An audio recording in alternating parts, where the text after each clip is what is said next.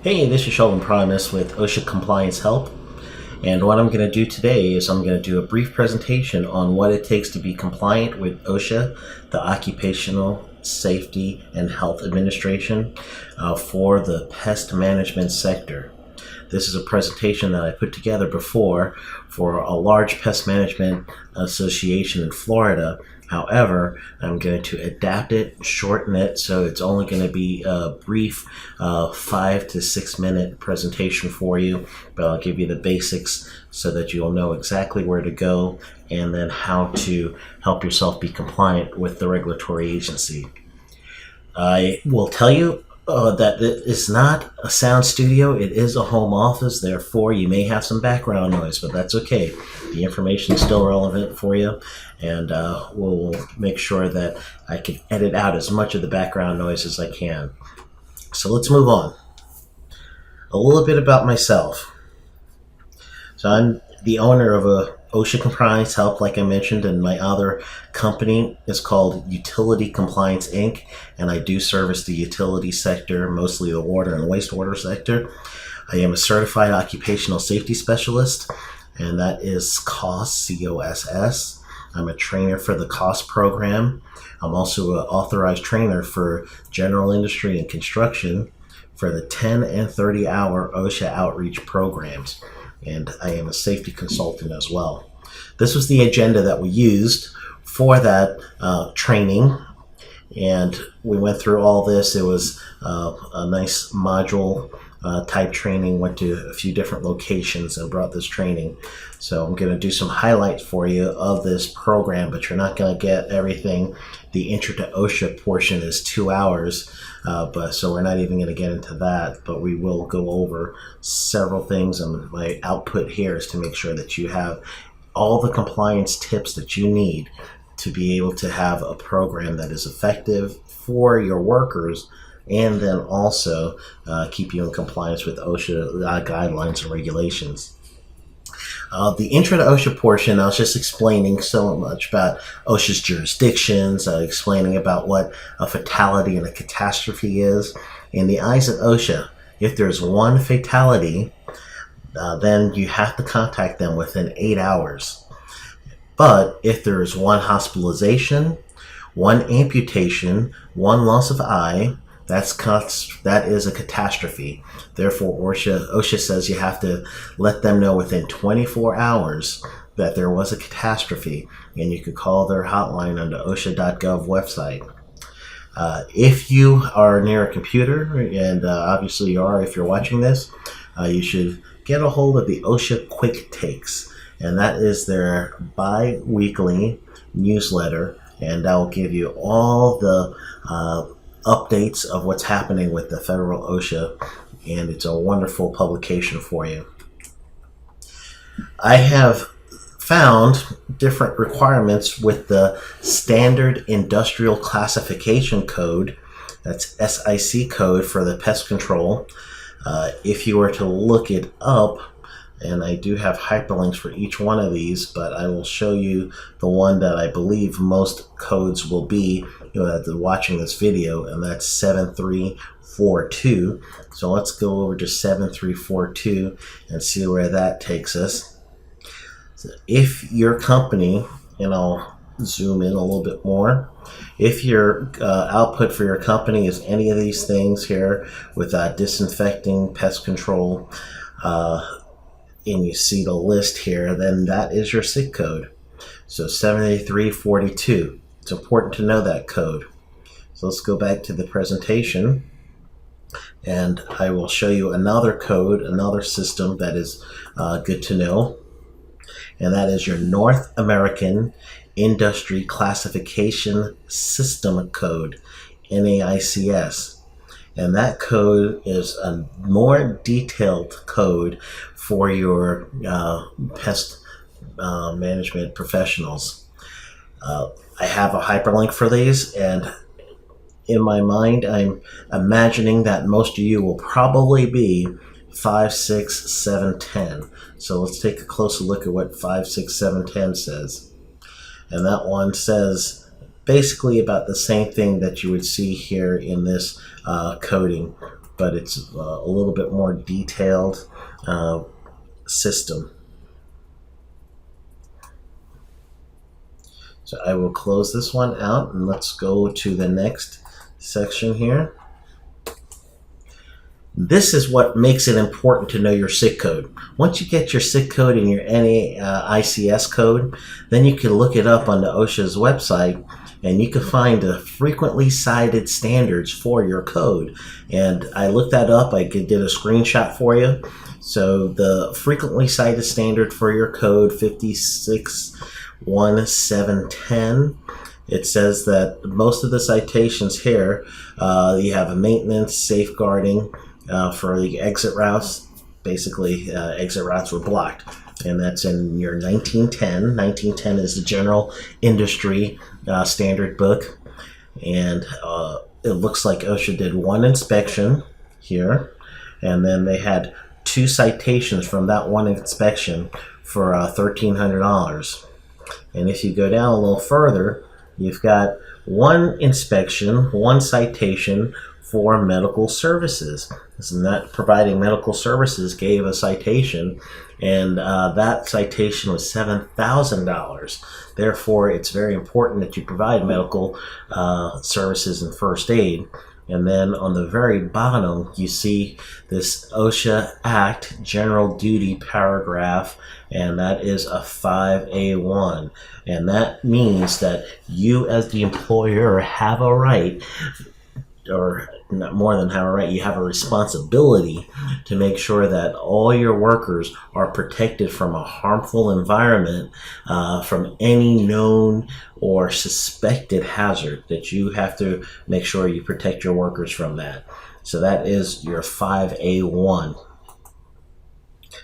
And I'm going to go over a few more of these. I need to do a quick pause, but I will return in a second, but I'll be right back. Now, with the required program, I looked through that SIC code that we saw for your both the SIC code here, 7342, and your NAICS code as 561710. And these are the programs that are typically associated with the pest management sector: fall protection, general safety and health, hazard communication, a lockout tagout program, powered industrial truck, respiratory protection, and other PPE, emergency action plan, which is physically for your location. If you have more than 10 employees, then you have to have a written emergency action plan for your physical shop, as well as your fire prevention plan. Again, 10 or more employees is the trigger for that.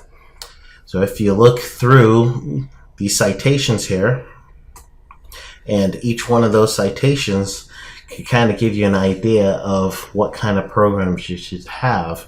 And your powered industrial truck, you got 2 different citations for that powered industrial truck. That's your forklifts.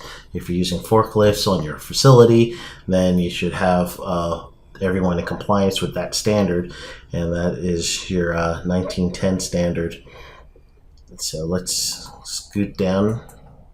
The job hazard analysis, I did go over what a job hazard analysis is. I always add that in my training, because in my mind, if you do an effective job hazard analysis for every task that you do, then you could actually have a better safety and health program. It's very simply, the job hazard analysis is this. You pick a job, a task, something that you do. Then you lay it out like a standard operating procedure, step by step by step, how to accomplish that job. Then the very next thing you do is, for each step, you pick a hazard associated with that step, and then you pick a control for that hazard for that step. Your control of hazards are 3, which is engineering control, something like a machine guard or a barricade, your physical thing. That's your engineering control. Second is your admin control, administration control, your work role. And then third, the last control is your PPE, the things that you actually have to wear in order to protect yourself when you're in an environment that has a hazard. And that's the last line of defense. So the lockout tagout program, in your lockout tagout and then also confined space, there is an interpretation letter which I have, and I'll show you to you that crawl spaces and attics do count as confined space entry. Therefore, the question is it permit required confined space, or is it a not permit required confined space? So going up into an attic in a residential home, OSHA does not have jurisdiction over residential homes. However, if you're going into an attic or a crawl space for an actual physical industrial setting or commercial setting, OSHA does have jurisdiction over that, and it would be a permit required confined space if the conditions of a confined space are met and you have a hazard. So here are the conditions for a confined space. One is someone can physically get into that confined space. Then two, there's not too many ways to get in and out of that confined space. And then three, it was not meant for continuous human occupancy. If you have all three of those conditions, it is a confined space. Now, the permit portion of it is if there is an actual hazard that is there in that confined space. So that, therefore, if you could remove the hazard, then you could remove the requirement for having to write a permit. So in this letter of interpretation, they ask very specifically, are attics considered confined spaces?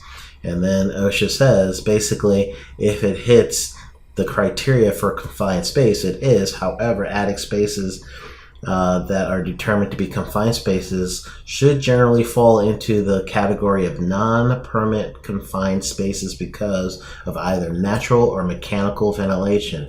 So therefore, it's taking away the hazard of that atmospheric hazard. So that is it. And same thing here with crawl space under this question here. And they ask basically if the crawl space are confined spaces, and OSHA says it's the same thing, and you're not required to do a permit if you eliminate whatever that hazard is in that environment. So that one you should look up for confined space entry and lockout tagout in OSHA's book, which is 29 CFR 1910. That's OSHA's guidance, is 1910 regulation. So let's look at that 1910, and up top I'll show you the standard is 146. 1910 146 is where you'll find the confined space entry. Hazardous communication, that's changed.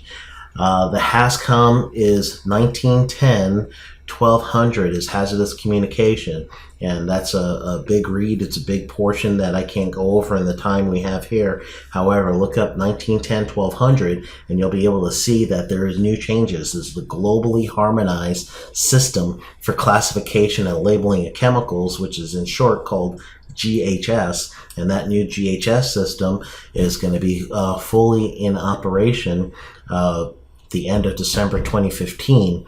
Therefore, all businesses are going to have to convert over to that in basically January 2016 is when you're going to have to switch everything over there. However, in pest control, you do have another entity that regulates you other than OSHA, Department of Agriculture. So if you have pesticides, rodenticides, fungicides, those are not under the OSHA requirements or under the Department of Agriculture. So make sure you check Department of Agriculture's labeling requirements so you can be in compliance with that.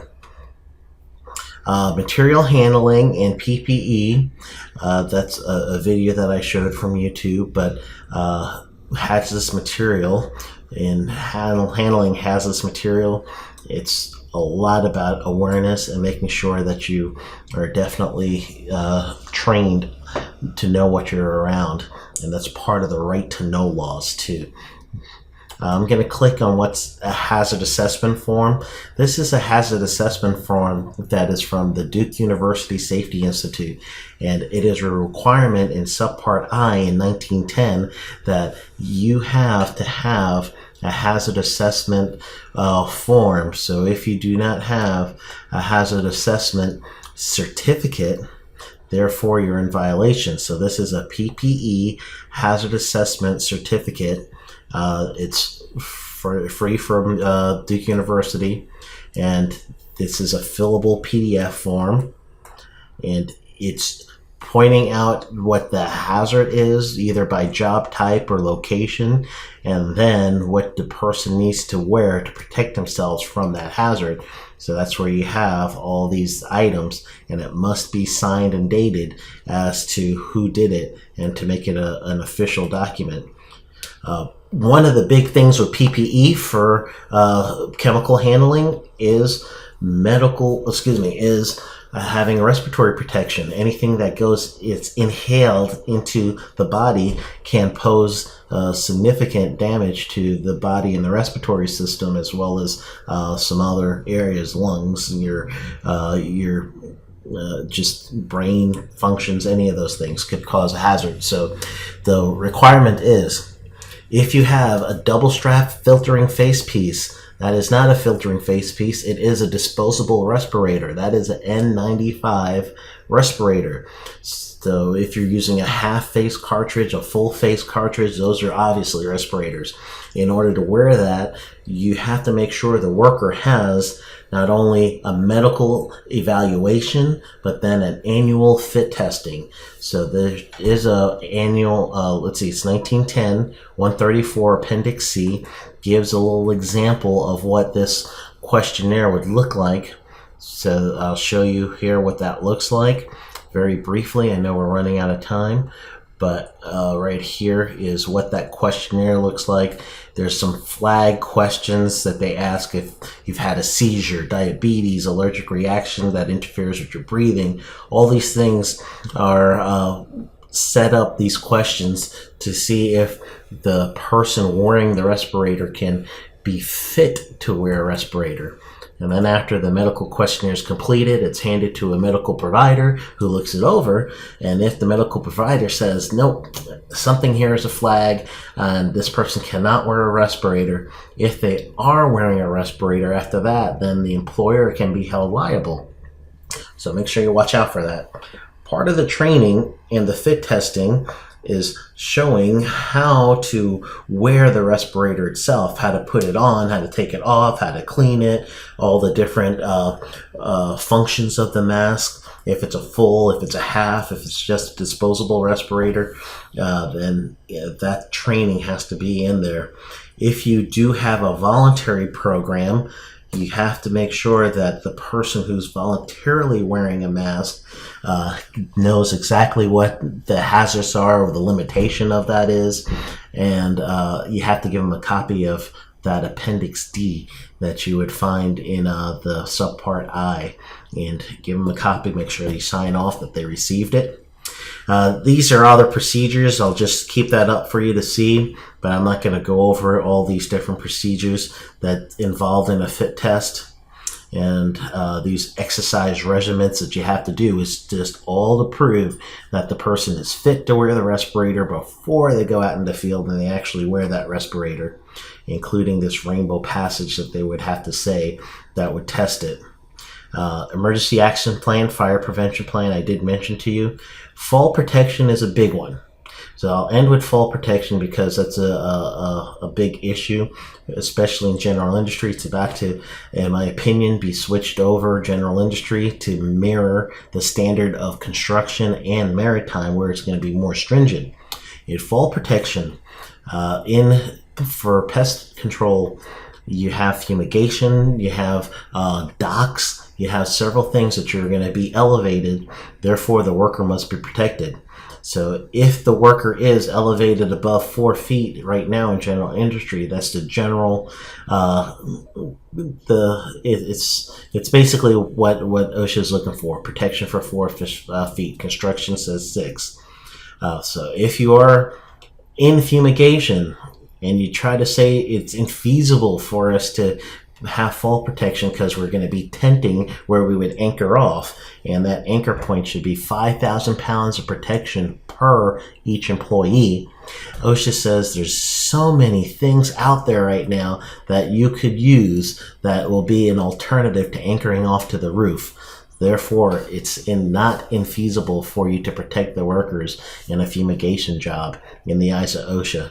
So there's a horizontal lifeline, you got a shock absorber, a lanyard, full body harness. That one is for a slope roof, but again, you see the anchor point is on the roof itself.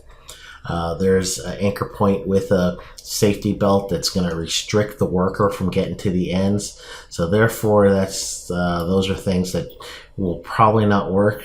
But you have, in this picture, you'll see a few different portable type of tie-offs, basically anchor points.